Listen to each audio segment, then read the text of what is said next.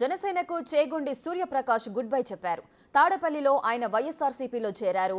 పవన్ పైకి చెప్పేదొకటి, లోపల మనిషి ఇంకొకటి అని సూర్యప్రకాష్ అన్నారు.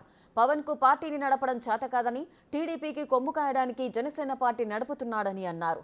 చంద్రబాబు, లోకేష్లను సీఎంను చేయడం కోసమే పవన్ ప్రయత్నం. 10 ఏళ్లైనా బూత్ కమిటీలు వెయ్యలేదు. కనీసం 100 నియోజకవర్గాల్లో ఇన్ఛార్జీలను నియమించలేదని అన్నారు.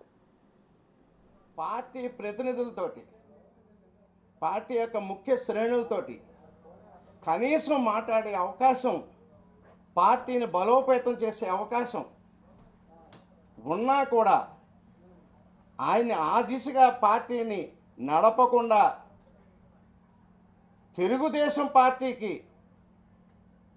కొమ్ము కాయటానికి శ్రీ నారా చంద్రబాబు నాయుడు గారిని లేకపోతే లోకేష్ను ముఖ్యమంత్రి చేయడానికో ఆయన ప్రయత్నాలు కనిపిస్తున్నాయి తప్పితే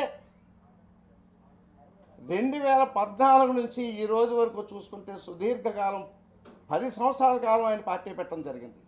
ఈరోజు పార్టీ పెట్టి కనీసం ఈ రోజుకు బూత్ కమిటీలు వేసే ప్రయత్నాలు ఆయన ఏ రోజు కూడా చేయలే. కనీసం ఒక 100 నియోజకవర్గాల్లో సరైన ఇన్ఛార్జీలు నియమించుకునే అవకాశం ఉన్నా కూడా ఏ రోజు కూడా ప్రయత్నం చేయలే.